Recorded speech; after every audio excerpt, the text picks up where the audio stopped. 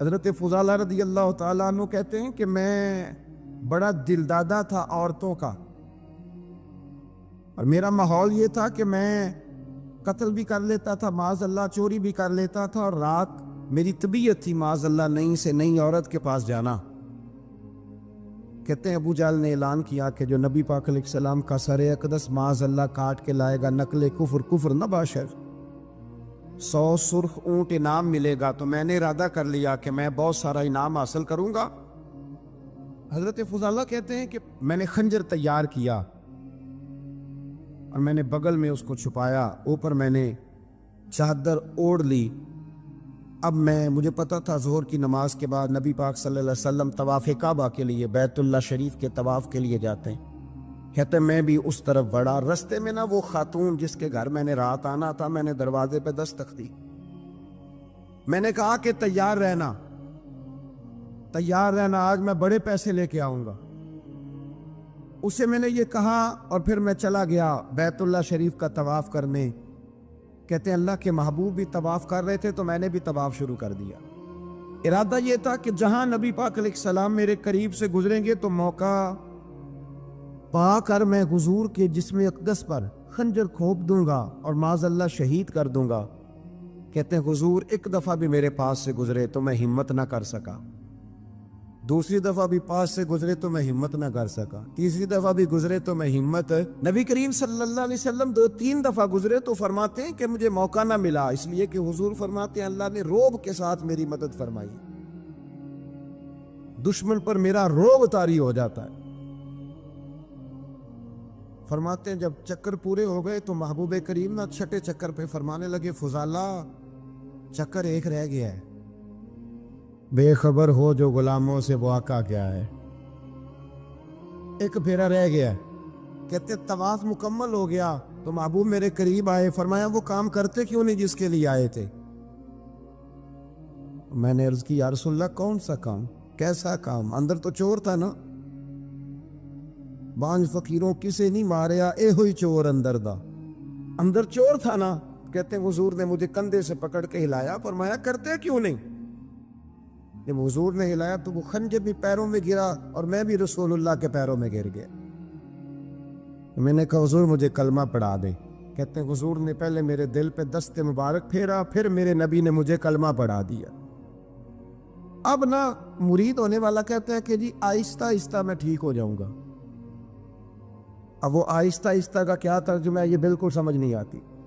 بھئی کسی بندے سے 5 لاکھ روپیہ لینا ہے تو اس سے وہ کہتا ہے جی میں آہستہ آہستہ دوں گا، 500 روپیہ دے دیا کروں گا روز کا، تو کہتے ہیں میری رقم خراب ہوتی ہے، پورے دو۔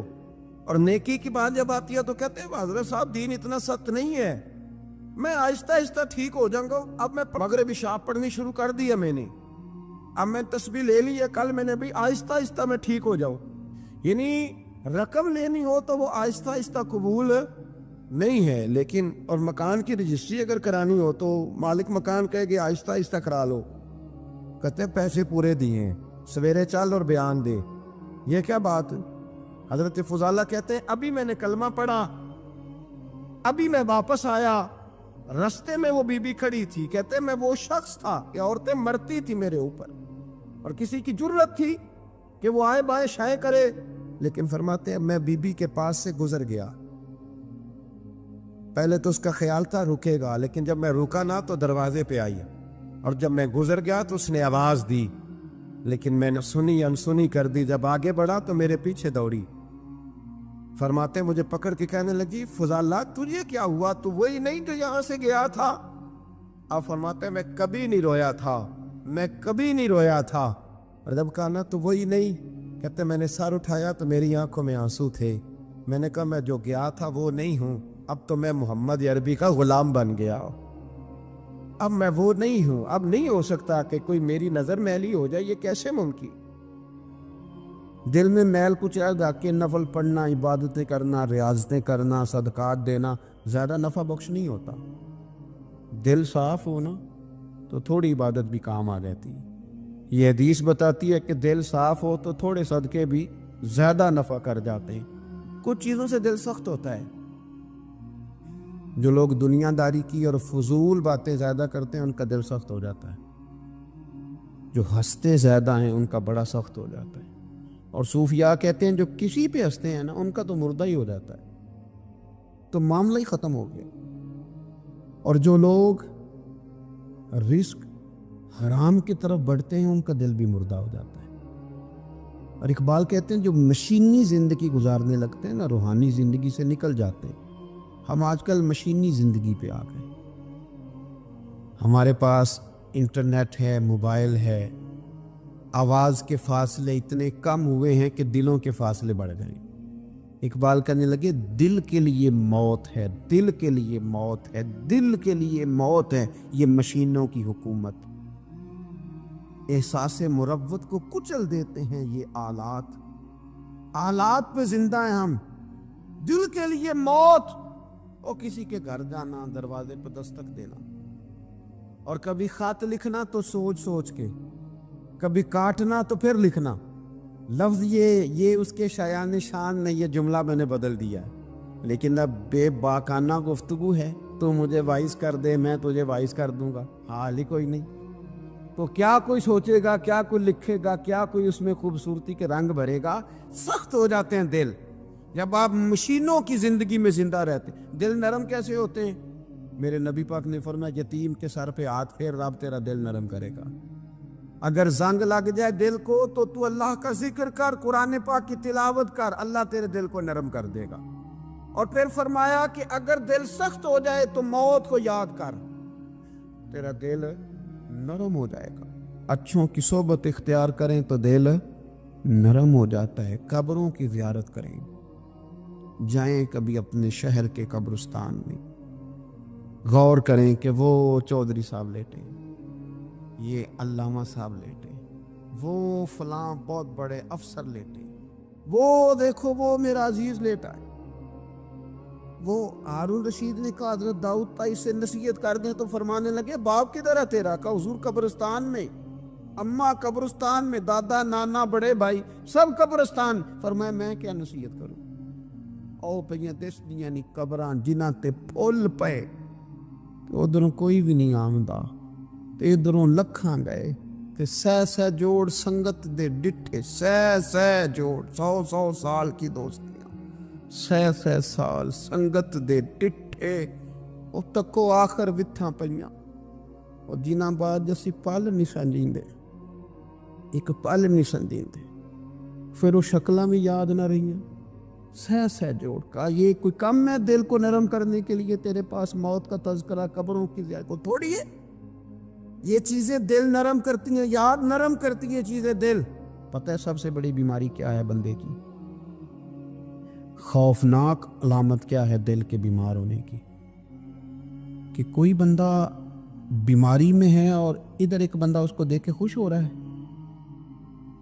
کسی کو زوال آ گیا ہے، کاروبار ڈوب گیا ہے، اور یہ دیکھ کے خوش ہو رہا ہے۔ مر گیا ہے اس کا دل، مردہ ہے، اندر کوئی دل نہیں اب۔ یعنی ایک بندہ رسوا ہو گیا اور یہ خوش ہو رہا ہے، دیکھا میں نے نہیں کہا تھا۔ جب کوئی کسی کی رسوائی، کمزوری اور کسی کے زوال پر راضی ہونے لگے تو پھر سمجھ لے کہ اس کا حال اتنا برا ہو گیا ہے کہ اب یہ اخلاقی طور پر مردہ زندگی گزار۔ ہمارا اب یہ حال ہے کہ ہم لوگوں کے دکھوں پر ہنسنے لگے۔ ہم کسی کے ہاں کوئی شخص تکلیف میں آتا ہے تو ہم اس کو کہکہوں میں اڑاتے ہیں۔ یارو زندہ قومیں یہ کام نہیں کرتی، زندہ قومیں یہ کام نہیں کرتی۔ میرے نبی پاک صلی اللہ علیہ وسلم نے فتح کے موقع پر بھی گردن کو جھکا کے بتایا کہ جب رب عروج دے تو پھر اللہ کی بارگاہ میں جھک جایا کرو۔ کسی شخص کے پتہ ہے ایک حدیث سنو، یہ مسلم شریف میں موجود ہے، حضور نے فرمایا ایک بندہ گناہ کرتا تھا پھر اس نے توبہ کر لی، اگر کسی نے دوبارہ اسے وہ گناہ یاد کرایا کہ تو یوں ہوتا تھا، اگر کسی نے اسے دوبارہ گناہ یاد کرایا تو یاد کرانے والے کو اللہ سزا کے طور پر مرنے سے پہلے پہلے اس گناہ میں مبتلا کر دے گا۔ خفیہ تدبیر آئے گی اللہ۔ جس کو اللہ نے معاف کر دیا، زمین آسمان بھول گئے، فرشتوں کے دفتر سے اس کا گناہ محو کر دیا گیا، تو نے کیوں یاد رکھا؟ لیکن ہمارے دل اس طرح کے ہیں، خیر کی خبریں نہیں دیتے ہم خیر کی خبر نہیں دیتے، مثبت بات نہیں کرتے، ہمارے رویے دوسروں کے بارے میں سخت ہیں۔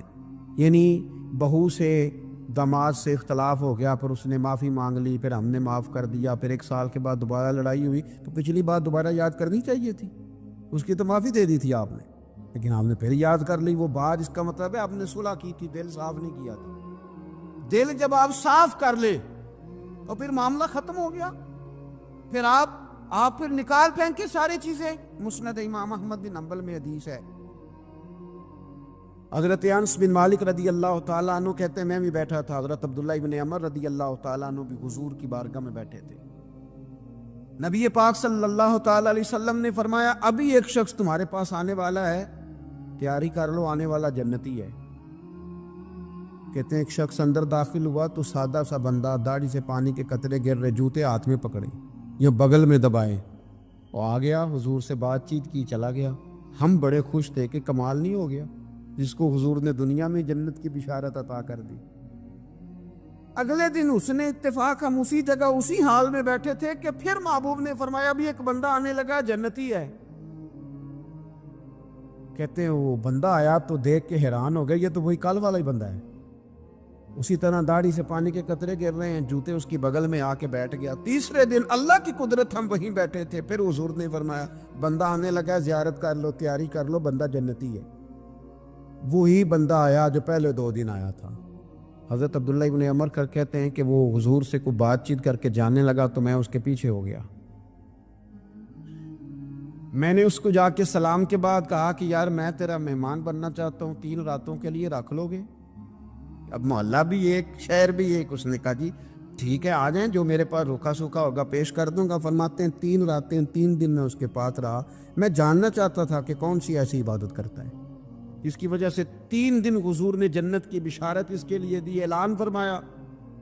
کہتے ہیں میں نے کوئی غیر معمولی چیز نہیں اس کے اندر دیکھی، کوئی انوکھی عبادت نہیں دیکھی۔ عشاء پڑھتا، فجر تک سویا رہتا، میں تہجد کے وقت اٹھتا، نفل پڑھتا۔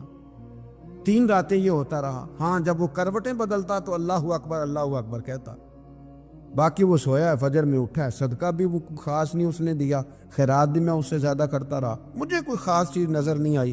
تیسرے دن میں جانے لگا تو میں نے اسے کہا یار سن، مجھے کوئی ضرورت نہیں تھی تیرے گھر میں قیام کرنے کی، میرا گھر قریب ہی ہے۔ وہ تو کمال یہ ہے کہ نبی کریم علیہ السلام نے اپنی زبان فیض ترجمان سے، یعنی وہ زبان جس کو سب کن کی کنجی کہیں، اس کی نافذ حکومت پہ لاکھوں سلام، حضور نے 3 دن تجھے مسلسل جنتی کہا ہے۔ میں تو دیکھنے آیا تھا کہ تیرے اندر کوئی عمل ہو تو میں بھی وہ شروع کروں۔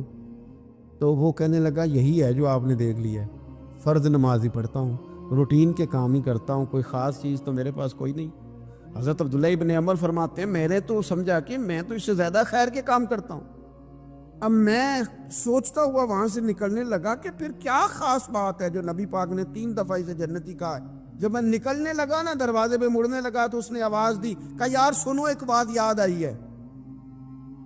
میں نے کہا وہ کون سی؟ کہنے لگا یار جب سے بالغ ہوا ہوں نا، جب سے اللہ نے توفیق اسلام دی ہے، میں نے جب بھی اپنا دل دیکھا ہے نا، جب بھی میرے دل میں کسی کے لیے حسد کوئی نہیں، کوئی عداوت نہیں، کوئی بغض نہیں، کوئی کینہ نہیں، کوئی کیا کر رہا ہے، میرے دل میں سب کے لیے خیر ہی ہے، دل میرا صاف ہے، اس کے علاوہ نہیں مجھے پتا کیا عمل ہے۔ حضرت عبداللہ بن عمر کہتے ہیں پھر مجھے سمجھ آ گئی ہے، یہ جو تیرے دل کی صفائی ہے نا، یہ بنیاد بن گئی ہے جس کی بنیاد پر نبی پاک نے تجھے 3 دفعہ جنت کی بشارت عطا فرمائی ہے۔ تو امام غزالی رحمۃ اللہ علیہ فرمانے لگے کہ اگر آئینے پہ گرد پڑ جائے تو اس میں عکس صحیح نظر نہیں آتی، آئینے صاف پھر اس پہ عکس نظر آتے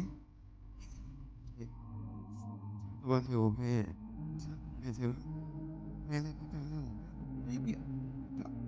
سختی طبیعتوں کی، مزاجوں کی سختی، دوسروں کے بارے میں ڈاٹے جذبات، ہمارے رویے ڈاٹے، ہماری طبیعتیں سخت۔